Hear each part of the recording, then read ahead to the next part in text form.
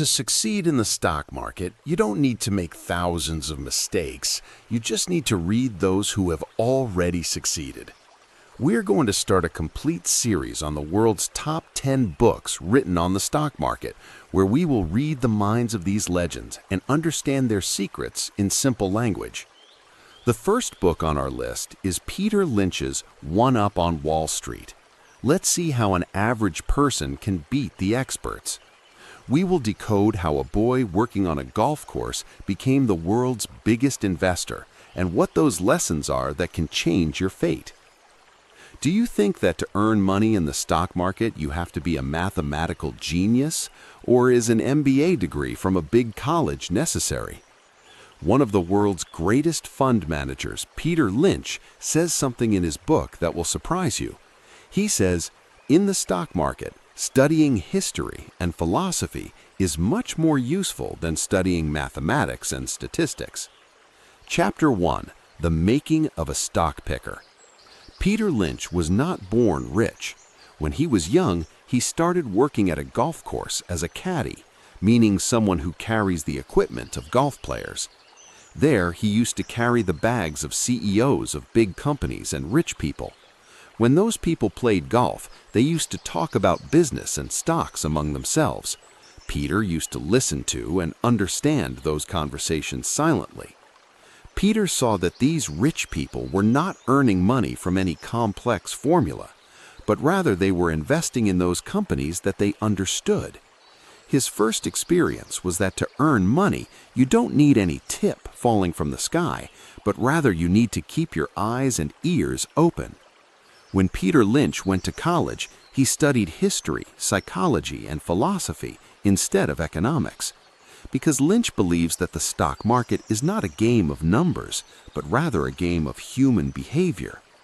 History tells you how the market fell before and how it recovered. Psychology tells you how people take decisions in fear and greed. If you want to understand the stock market, learn to read people's minds. Charts and balance sheets come later. Peter Lynch's first investment. Peter Lynch made his first investment in an airline company, Flying Tiger. By researching in the college library, he saw that during the Vietnam War, the demand for cargo shipping was going to increase. He bought the share at the rate of $10, and it went up to $80. With this profit, he also paid his college fees. Key lesson: relying on your own research is the identity of a true stock picker. One who copies others always stays behind. An average person can find better shares than market experts because he goes to shops daily and sees new products. Logic works in the market, not complex mathematics. Once a good company is chosen, give it time to grow. Chapter 2. The Wall Street Oxymorons. First of all, understand what an oxymoron is. It means two such things that are opposite to each other. Lynch says that professional investing is a contradiction in itself. The rule of Wall Street: if you put money in a bad company and it sinks, but that company is big, like IBM or Apple, your job will be saved. People will say, the luck was bad, the company was good. But if you put money in such a small company that no one knows and it sinks, then you will be fired from the job. People will say, why did you put money in this anonymous company at all? Experts invest not to make money, but to save their jobs. Instead of a risky defeat, they prefer to lose safely. Peter Lynch explains that big fund managers do not buy any share until analysts all over the world give it a buy rating. By the time a big company notices a small share, its price has already increased 2 to 3 times. Example: suppose a new shop has opened in your neighborhood where there's a lot of crowd. You saw it today and took its share, but a bank expert will buy it when that shop becomes national news. By then, you would have already earned the profit. Experts have many rules. They cannot put more than a certain percentage of money in any company. They cannot invest in very small companies. They have to answer to their clients every 3 months. You are a free bird. You can put money in any small company. You can wait for 5 years, and you don't have to answer to anyone. This is your biggest strength. Lynch says a famous proverb, "You'll never lose your job losing your client's money on IBM." This means that experts remain a part of the crowd. If the crowd is wrong, they will be wrong too, but they will never take the risk of being right alone. Experts have more information, but less courage. They have more tools, but less freedom. They buy when everyone is buying. Chapter 3. Is this gambling or what? Have you ever heard that someone's uncle or neighbor lost their household money in the stock market and then said, "The stock market is a gambling, only luck works here"? Most people land in the stock market without any map, and when there is a loss, they give it the name of gambling. Peter Lynch says that the stock market in itself is not gambling, but your way of working makes it gambling. Example, suppose you saw news on TV that a boom is coming in the pharma sector, and without seeing the name of the company or understanding its business, just hearing the name, you put $50,000. This is not an investment, this is gambling. You have just tossed a coin. Identification of a gambler. He's always in search of hot tips. He panics when the market falls because he doesn't even know why he had bought the share. He puts his entire accumulated capital on only one horse, or share. In this chapter, Lynch explains a very deep point.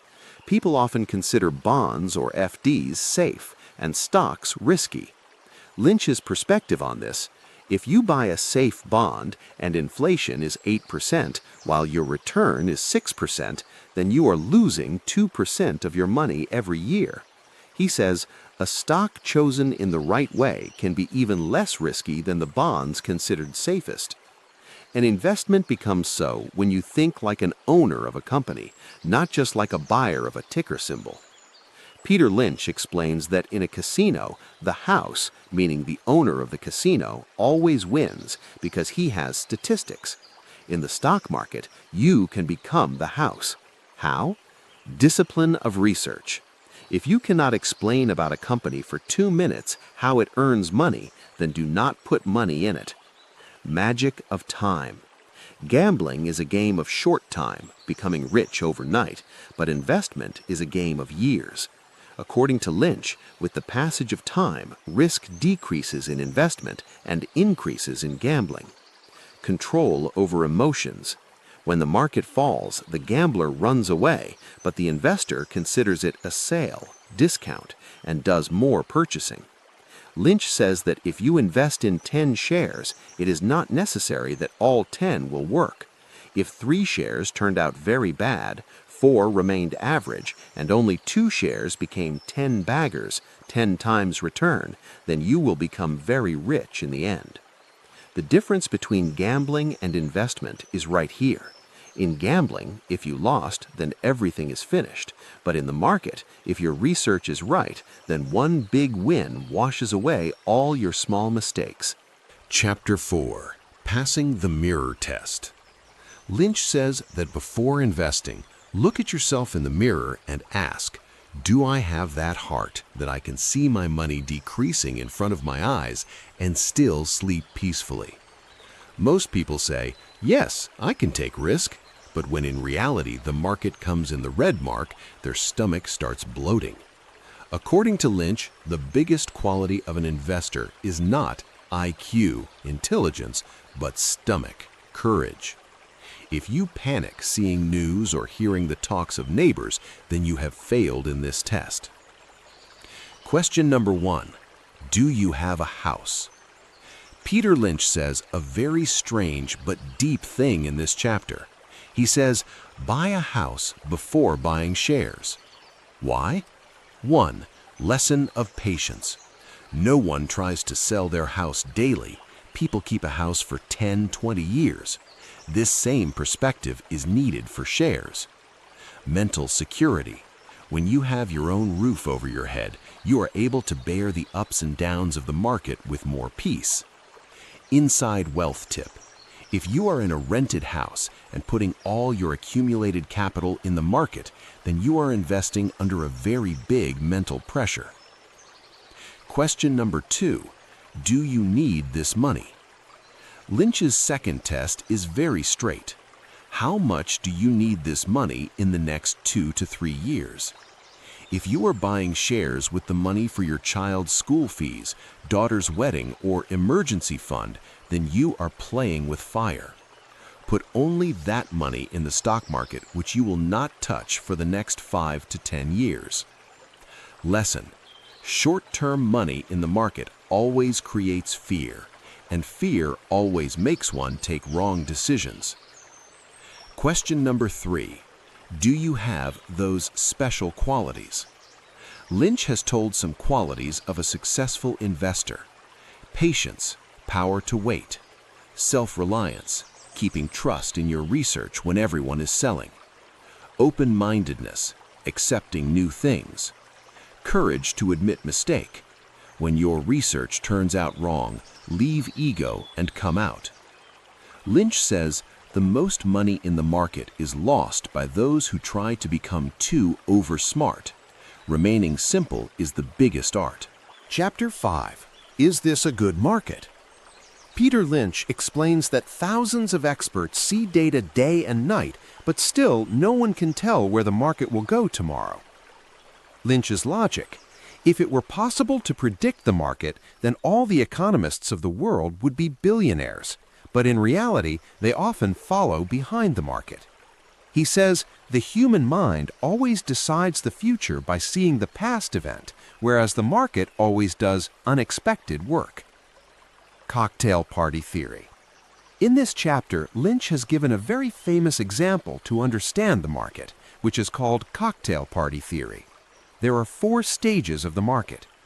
First stage, when no one wants to talk about the stock market. The market is falling. Lynch says this is the best time to buy. Second stage, people talk a little bit about the market but are still scared. Third stage, the market is going up. Now people come to Lynch and ask which share to take. Fourth stage, when everyone, even the taxi driver and the lift man, starts giving you stock tips. Lynch says this is the time to run. Invest in stocks, not in the market. Peter Lynch's biggest mantra: market doesn't matter, companies do. Example: in the decade of the 1970s, when the American market was very bad, at that time also, companies like Walmart and McDonald's were growing rapidly. If you had remained sitting outside out of fear of the market falling, you would have lost these multibaggers. Penmac and the fear of the market. Lynch explains that he never buys shares by seeing the headline of a newspaper. He says that if you spend 1,000 hours in predicting the market, then you have wasted 999 hours. People waiting for the right time of the market often pay opportunity cost of losing an opportunity. According to Lynch, staying in the market is much more important than catching the right time. Chapter 6. Stalking the Tenbagger. Most people think that Tenbagger shares are found in some very high-tech lab or secret office. Lynch's revelation. Lynch says the best shares are under your nose. They can be found in your office. They can be found in the shopping mall. They can be found in your kitchen or bathroom. Example: Lynch bought the share of Dunkin' Donuts when he drank their coffee and saw that there was always a crowd there. He recognized companies like Apple or Microsoft when common people started using their products. Lynch explains in this chapter how a doctor, an engineer, or a housewife can choose better shares than a fund manager. For a doctor, he sees new medicines and medical machines first of all. If any new medicine is creating a stir in the market, then that doctor can recognize that company 2 years before the experts of Wall Street. As a customer, if you are seeing that everyone is wearing clothes or shoes of a certain special brand, then you have found a potential Tenbagger. Lynch has divided shares into 6 parts so that you can recognize which share can become a Tenbagger. Slow growers, old, big companies which grow very slowly, like the electricity department. These do not become Tenbaggers. Stalwarts, stable companies like Coca-Cola or P&G. These can give you 30 to 50% profit. Fast growers, small, new, and rapidly growing companies. Right here, the real Tenbaggers are hidden. Cyclicals, those which go up and down with the situation of the market. It is important to catch their time. Turnarounds, those companies which were almost sinking but are now making a comeback. Here, very big money is made. Asset plays, such companies which have a lot of land or cash which the market has not recognized yet. Lynch says that every shining thing is not gold. Do not buy a share just because everyone is buying it. Avoid those companies which are in a lot of hype, but their profit is not increasing. It takes time to become a Tenbagger. It does not happen overnight. Patience is the biggest key. Chapter 7. I've got it. I've got it. What is it? Peter Lynch says that behind every investment there is a story, but you will have to check that story with numbers. If someone says that this company will change the world, then your question should be how and when. According to Lynch, you should ask questions to yourself like a journalist. If you cannot tell a clear story of 2 minutes about the company to someone, then it means you do not know what you have bought. In this chapter, Lynch gives a very important lesson. Size matters.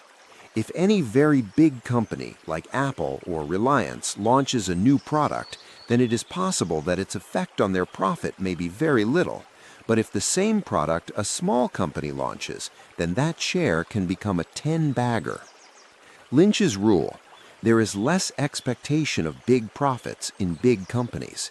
If you want a very big return, then look at those small companies which have the whole sky empty to grow. Lynch says to put your company in one of these 6 boxes because the story of every category is different. Fast growers.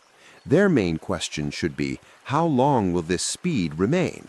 Is there place for expansion with them? Stalwarts. Ask them what their PE ratio is.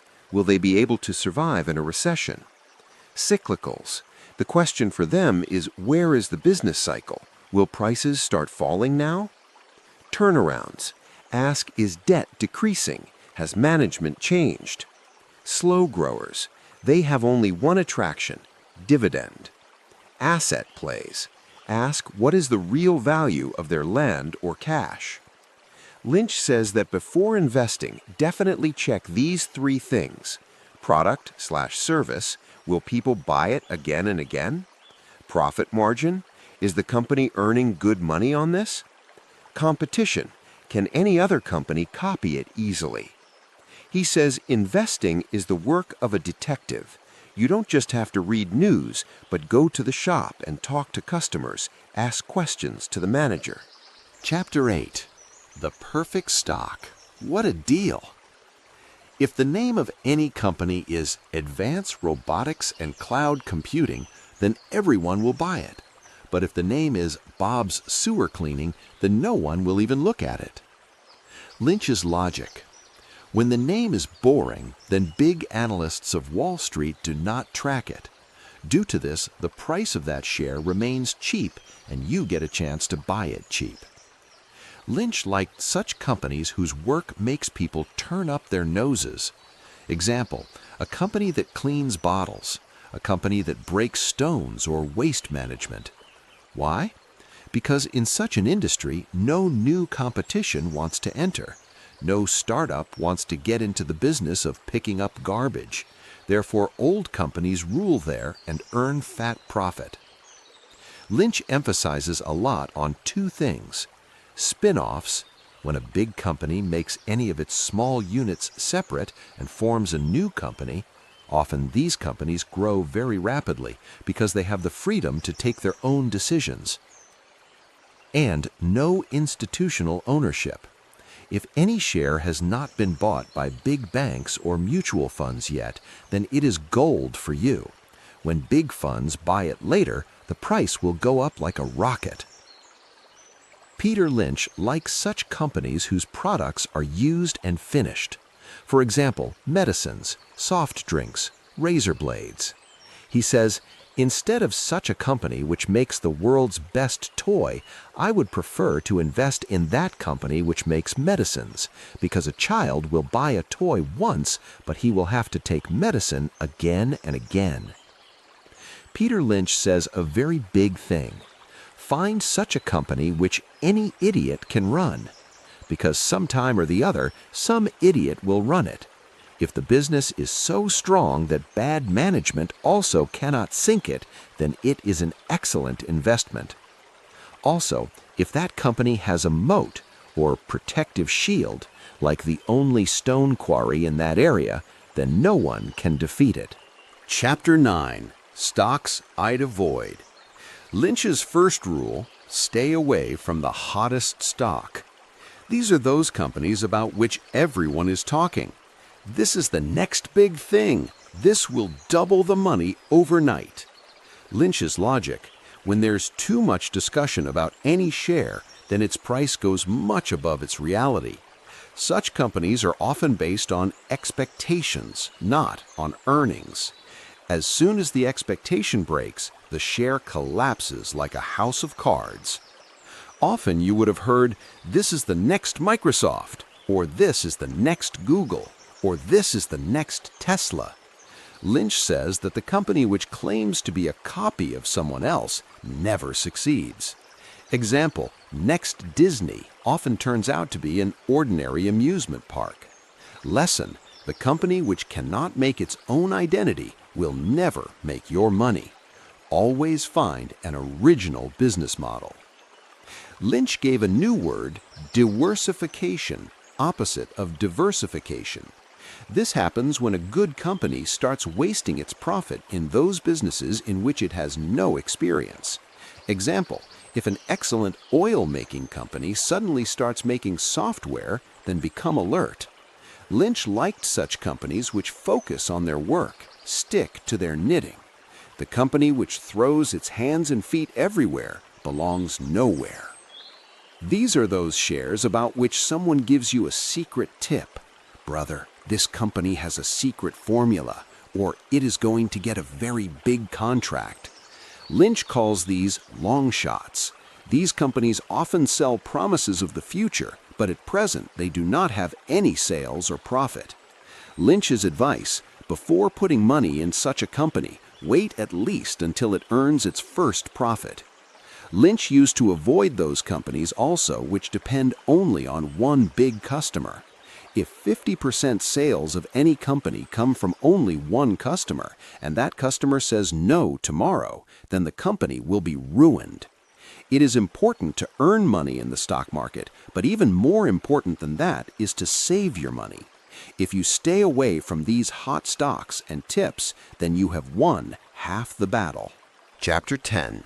Earnings, earnings, earnings. People often ask, why did the stock rise? Someone says there were more buyers. Someone says the news was good. Lynch's answer? Lynch says all this is nonsense. If you look at the 20-year chart of any successful company and place the chart of its profits, earnings, alongside it, you will see that both move together. He says, if the company's profit is increasing, then sooner or later the stock price will have to rise. This is a law of nature. In this chapter, Lynch decodes the P/E ratio. Understand this with a simple example. If a company is asking $20 from you to earn $1, its P/E is 20. Lynch's 3 golden rules. Earnings line.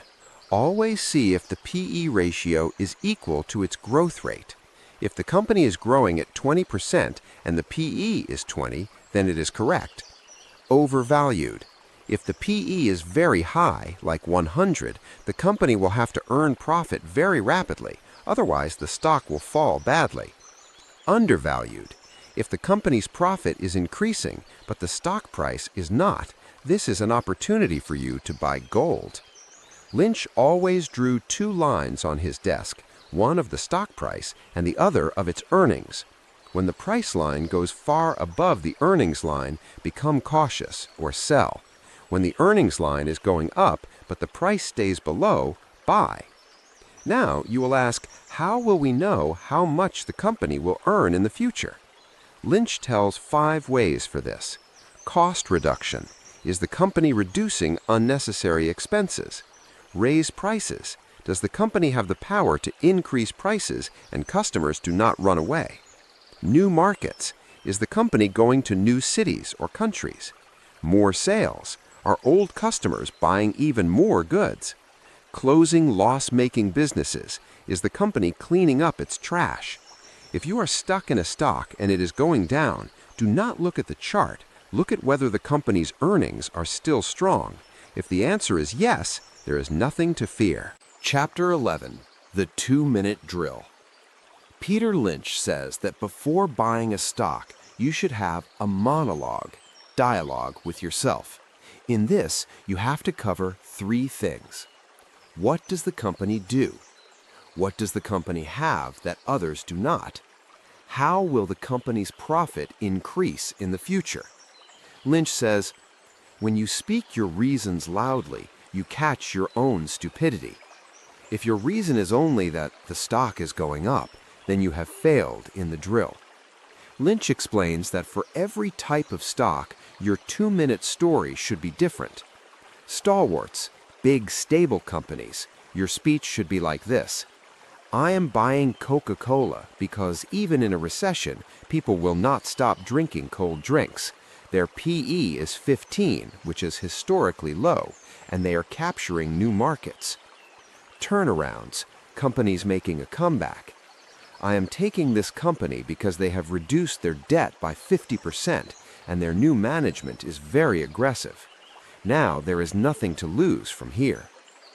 Asset plays. The market value of this company is 500 crore rupees, but the land they have is itself worth 800 crores. I'm getting the business for free. The drill for Tenbagger stocks is the most exciting for Peter Lynch. Example, this company has been successful in a small city. Now, next year, they are opening their franchise in 20 new cities. They have a lot of cash and they have no competitor. If they succeed, this stock can become 10 times. Lynch says that you should focus on the possibilities of expansion. If the path of growth is not clear in the story, then that drill is a failure. The drill is not just for buying.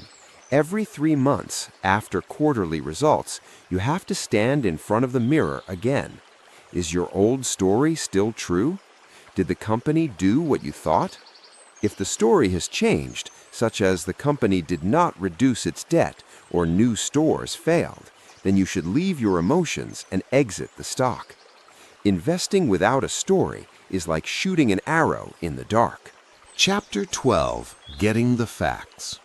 Lynch's biggest weapon was direct contact. He says that investors should not hesitate to call the company's investor relations department. What to ask? Lynch teaches that you should not ask this, when will your stock increase? Instead, ask, what is the biggest challenge for your business this year?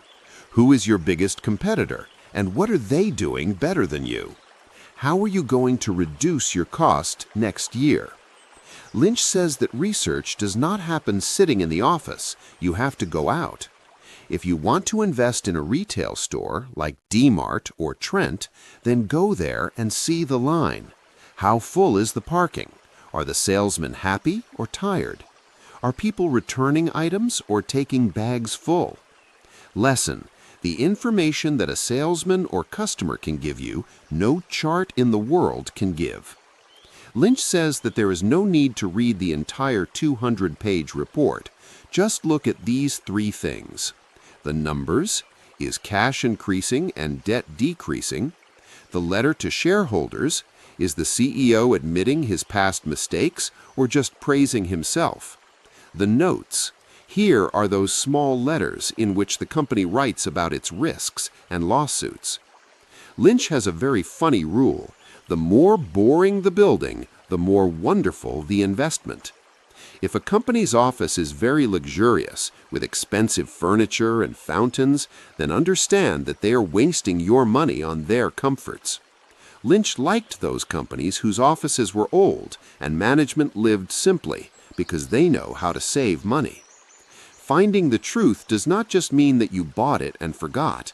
Lynch says that every 6 months you should do detective work again. Is that story you made still the same? If the company said they would open 10 new stores, did they open them? If not, why? Real information is found more in experience than in papers. Chapter 13. Some famous numbers. If a big company launches a new magical product, do not buy the stock in excitement. First, see what part that product plays in the company's total sales. Example, if a 1 lakh crore company brings a product that will have sales of 100 crore, it will have no effect on the stock. But if a 500 crore company brings the same product, the stock can become 10 times. Number 1. Always see what percentage the new growth engine is of total sales. Lynch tells a unique way to look at the PE, price to earnings. Rule: the PE of any company should not be more than its growth rate. If the company is growing at the speed of 20% and the PE is 15, then it is cheap. If the company is growing at only 5% and the PE is 30, then it is very expensive and dangerous. Lynch's guru mantra, quote, "Look at the PE ratio like the interest of a bank," end quote. Lynch liked those companies very much which had a lot of net cash. Decode the cash. Subtract the company's entire debt from its total cash. What remains is the real money. Example, Ford at one time had so much cash that if you bought the stock, you were getting the company's business almost for free. Number 2, always calculate the company's cash per share. Lynch says that debt is the thing that makes a company bankrupt. Equity versus debt. Always see how much of its own money, equity, the company has and how much borrowing, debt. Bank debt versus bond debt. Bank debt is dangerous because the bank can ask for the money back any time. Bond debt is slightly better because time is available for it. Number 3. Debt-free companies make you sleep peacefully even in a recession. Lynch says that companies that give dividends often stay in discipline, but companies giving very high dividends never become fast growers. Book value. This often deceives. Lynch warns that on paper the price of a factory could be 100 crore, but if you go to sell it, you might not even get 10 crore. Number 4. Always look for hidden assets, like old purchased land, whose book value is low, but the real price is very high. Do not fear numbers. Make them your shield. PE, cash, debt, and growth. These 4 pillars alone will make you a successful investor. Chapter 14. Rechecking the story. Concept. Remember the 2-minute drill we did in Chapter 11? Lynch says that every 6 months you should do the same drill again. Ask yourself, the reason why I bought this stock, does that reason still exist today? Example, if you bought the company because it was opening new stores, then are the stores actually opening? If you thought that the company's debt will decrease, then has the debt decreased in the balance sheet? Lesson. If the story has changed, there is no point in keeping the stock, no matter how big a name it is. Lynch explains that different stocks should be examined from different perspectives. Stalwarts, stable companies, has their PE now become too high? Has their growth now become less than 10%? If yes, then perhaps now is the time to exit them. fast growers. This is the most important. Has the company now become mature? Is there no place left to open new stores? When a fast grower company starts slowing down, its stock falls very rapidly. Cyclicals, cyclical companies. What is the market situation? Is inventory, unsold goods, increasing? Recognizing the end of the story in cyclical stocks is the greatest art. Lynch gives a very pro tip in this chapter: inventory check. If you are in a manufacturing or retail company and you see that their sales have increased by 10%, but their warehouse, inventory, has become 30% more full, then this is a danger bell. This means that the goods are not being sold, and in the coming time, the company will have to reduce the prices, due to which the profit will fall. Lynch talks about those mental blocks that do not let us sell shares. My price hasn't come yet. Let it come up a little, then I will sell. This is such a big company, how can it fall? I took this after doing a lot of research. How can I be wrong? Lynch says, the market does not care at what price you bought the share or how much hard work you did. If the story is over, quietly exit. Chapter 15. The Final Checklist. No matter which category the company belongs to, Lynch saw these three things first. P/E ratio. Is it less or more than the company's history and the industry average? Institutional ownership. Have big funds not bought it yet? The fewer the experts, the bigger the chance. Insider buying. Are the company's owners and managers buying shares with their own money? If yes, this is the biggest positive signal. Lynch says that every stock has its own nature, so the checklist should also be different. A. For stalwarts, stable companies. Are you buying them when their P/E is historically low? Does the company have enough cash to fight a recession? B. For fast growing, rapidly growing. Is the company's business model working in other cities too? Is their growth still maintained at 25 to 25%? Be cautious if growth is more than 50% because it does not last. C. For cyclicals, cyclical. Have the prices of things started rising now or falling? Is inventory, unsold goods, decreasing? D. For turnarounds, returning. Does the company have enough cash to bear losses for the next 2 years? Are they selling their worst units? Lynch wants you to ask yourself these two bitter questions. What if I'm wrong? If this stock falls 25% tomorrow, will you buy more or sell out of fear? If you will sell, do not buy today. How much is the debt? Lynch says repeatedly, debt-free companies never go bankrupt. Lynch tells a secret calculation. If a company has a lot of cash, subtract it from the stock price and then calculate the P/E. From this, you will know the truth of the company being truly cheap or expensive. Now you have that checklist that Wall Street legends use. Write this checklist in your diary. Chapter 16. Designing a portfolio. Lynch is against those people who buy 50, 60 shares without thinking. He calls it diversification. If you have too many shares, then even if one share becomes 10 times, it will not make much difference to your total portfolio. But if you have only 1 or 2 shares, and even one turns out wrong, you can be ruined. Lynch's suggestion: for an individual investor, a portfolio of 3 to 10 shares is enough. From this, you get the benefit of good research and also safety. Lynch says that not just the number of shares, but balancing their type is important.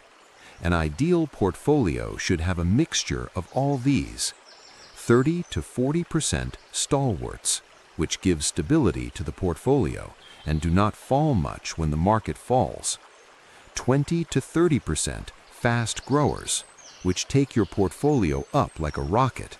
The real money is here. 10 to 20% cyclicals, when the industry's time is good, to earn fat profit. The rest, asset plays or turnarounds for high risk, high reward. Suppose you bought 5 shares and one of them became a Tenbagger. Now it has become 50% of your portfolio. Now what to do? Lynch's advice: do not uproot the flowers and do not water the weeds. What do most people do? They sell the share that is rising, book the profit, and put more money in the one that is falling. Lynch says this is the biggest mistake. If the company's story is still strong, let the winning share grow. Lynch did not like the traditional method of stop-loss. He says, if you bought a share at $100 because its story is good and it comes to $90, then instead of selling it, you should buy more. But do this only when its earnings and story are still the same as you thought. Portfolio design means that you trust your research so much that the market's fall cannot scare you. Chapter 17. Best Time to Buy and Sell. Peter Lynch has told 2 special times to buy. Year-end tax selling. In the month of December, big investors sell their falling shares to save tax. Due to this, the prices of good shares in the market also fall without any fault. By January, these shares bounce back again. Market recession or crash. When there is fear everywhere and headlines are scary. Lynch says, a time of recession is like a festival for a great investor, because then excellent companies are available at the price of cowries. Most people sell shares when their price falls. Lynch says this is wrong. You should see the company's story, not the price. Lynch's famous phrase is, if you do not know why you bought it, you will never know when to sell it. If your reason for buying is still true, then do not sell, even if the price falls by 50%. If the company's story has changed, then sell immediately, whether you are in profit or loss. Lynch has given different selling signals for every category. Stalwarts, stable companies. If the stock's P/E ratio goes much above its normal level, or if the company starts buying unnecessary businesses, diversification, then exit. Fast growers. When the place to open new stores of the company has finished and its growth rate has fallen from 25% to 10%, now it is no longer a multibagger. Cyclicals. When inventory or unsold goods starts increasing and commodity prices start falling, this is the most dangerous time. Turnarounds. When the company's debt is finished and it becomes a normal company again, now your work is complete. Another big sign of selling is excessive discussion. When discussion of a stock starts happening on news channels, magazine covers, and cocktail parties, and everyone is giving a buy rating on it, then understand that now is the time to exit from there. Lynch says, when the flower has bloomed completely and everyone is taking its fragrance, then it is about to wither. Chapter 18. The 12 Silliest Things. Brother, this stock has fallen so much, how much more will it fall? Or, as soon as it comes to my buying price, I will sell it. Have you also spoken these things? Peter Lynch says that these are not just talks, these are those toxic thoughts that finish your bank balance. Myth 1. It has fallen this much, how much more will it fall? Lynch's answer, a stock can fall to zero. Lynch gives an example that a stock came from 100 rupees to 10 rupees. People thought, what more will it fall? And from there, it went to 1 rupee. Lesson: falling does not mean that it's cheap. If the company is bad, it will fall more. Myth 2. You can always know when the bottom will come. People try to catch the falling knife. Lynch says that catching the bottom is just like trying to catch a fish where the water is very dirty. Lesson: wait for the stock to stabilize, do not hurry. Myth 3. It has increased this much. How much more will it increase? This is the opposite of myth 1. People sell good stocks just because they have doubled. Lynch's logic: if the company's earning is increasing, then it can be 10 times, 50 times, or even 100 times. Walmart kept increasing for decades. It has increased a lot is no reason to sell. Myth 4. It is a share of only $3. What is there to lose? Lynch says this is the most dangerous thinking. If you invest $1,000 in a $100 share or in a $3 share, and both become zero, then your loss will be $1,000. Lesson: trash shares, no matter how cheap, can sink 100% of your money. Myth 5. It is always morning after darkness. People think that the sector which has been beaten a lot will now surely run. Lynch's answer: sometimes more deep darkness comes after darkness. Many companies in textiles or old industries never came back. Lesson: what has fallen, it is not necessary that it will surely rise back. Myth 6. When it comes to my price, then I will sell. This is a matter of ego. People do not want to accept loss. They hold that share for years, just waiting for their price to come. Lynch's advice: the market does not know at what price you have bought. If the share is bad, sell it now and put that money in some good company. Other main myths: I missed this opportunity, now I'll find another one. People buy trash in the cycle of finding the next reliance. The stock is rising, so I'm right. Not necessary. Perhaps there's a boom in the market, so it is rising. Don't worry, this is a conservative, safe share. No share is completely safe. The market can change. Your success in the stock market depends on how far you stay from these foolish things.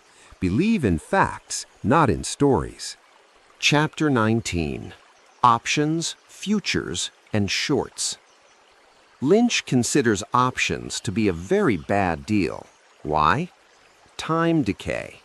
In a stock, you become an owner of the company and you can wait as long as you want. But options have an expiry date. Lynch's argument: even if you choose the right company, if it doesn't rise by that specific date, your entire money will become zero. The lesson: in options, you not only have to choose the right stock, but you also have to choose the right time, and no one can control time. Lynch says about futures that the game of leverage, borrowing, is so big here that a small mistake can bring you to the street. Here, you make a deal 10 times bigger than your capacity. If the market goes even slightly against your direction, your entire margin money will be finished. Lynch's opinion: for a common person, trading in futures is like playing with dynamite. Short selling means selling that thing which you do not have in the hope that the price will fall. Lynch's warning: if you buy a stock, your maximum loss can be 100%, money becoming zero.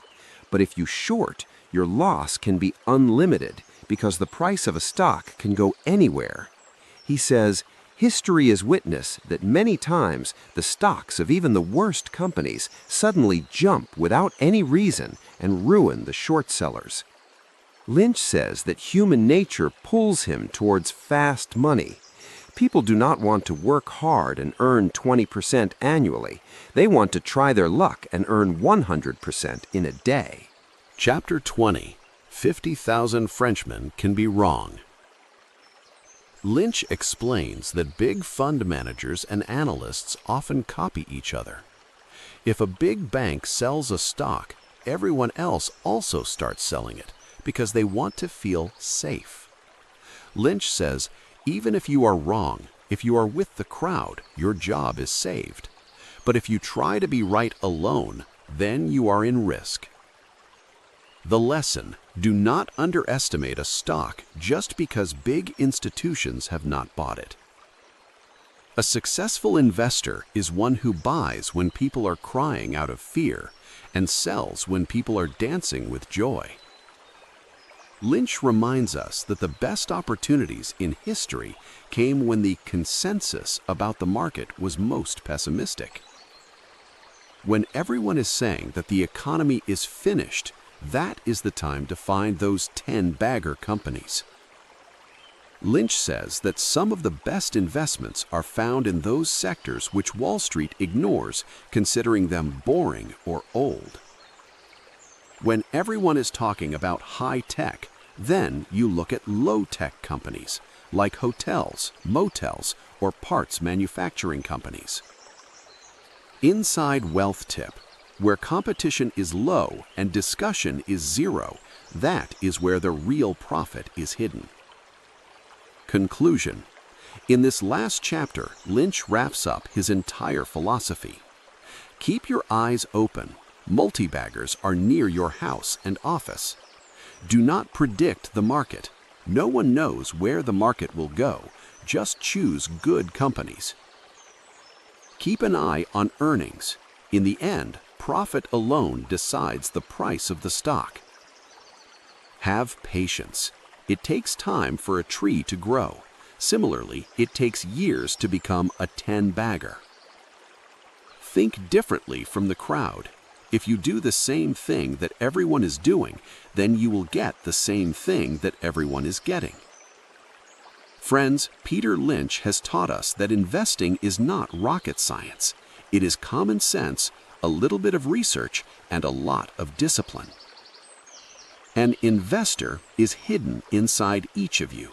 There is just a need to trust yourself and turn off the noise of TV and mobile.